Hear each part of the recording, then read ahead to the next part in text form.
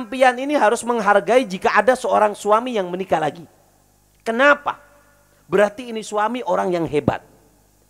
Kenapa dikatakan hebat? Bayangkan, orang laki itu kalau mau dihitung lebih enak beli daripada menikah. Mari 200.000 kalau habis tepes, mari. Bisa kente, si lain boleh. Minta si lempo toron 100.000. Beli 100.000. Mari. Betul enggak?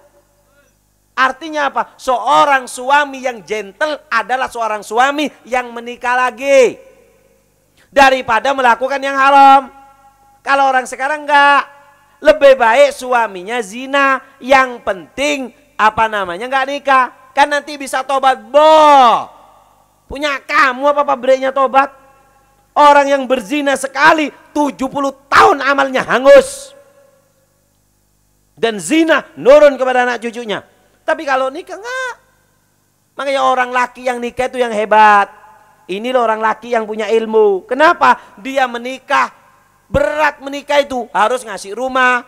Harus ngasih nafkah. Akan punya anak. Nisbahnya kepada dia.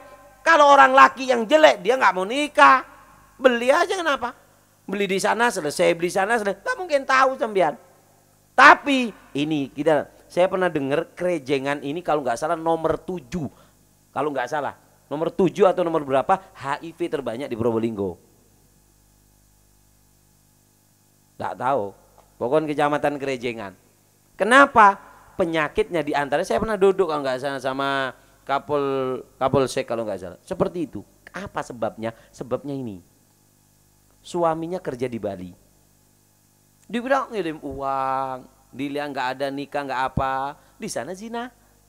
Zina nggak tahu yang dizinai.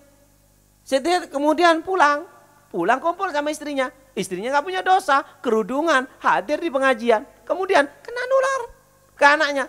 Kenapa? Azab dari Allah. Mana ada orang nikah kena HIV? Nggak ada. Azab itu dari Allah. Makanya jika suami menikah lagi bagus. Tapi memang disinilah perlu kedewasaan seorang lelaki masalah menikah. Kenapa? Jangan bangga-banggaan. Mentang-mentang nikah, istrinya dibawa ke rumah istri yang tua. Ini orang laki nggak waras. Ente kawin bukan sama kambing. Langsung dibawa ke rumahnya harus setuju. Kalau nggak pisah, pisah. Ah, ini nggak bagus. Ini orang laki berarti nggak punya akal. Harus punya strategi. Buat sekiranya seorang istrinya nggak tahu. Ipang ini ngaki jadi hari ya. Lalu tahu kaki apa mana nanya harinya mana yang kaki apa. Tanpa izin. Nggak harus izin. Memang kalau di pemerintahan kalau ingin sah harus dapat izin dari istri.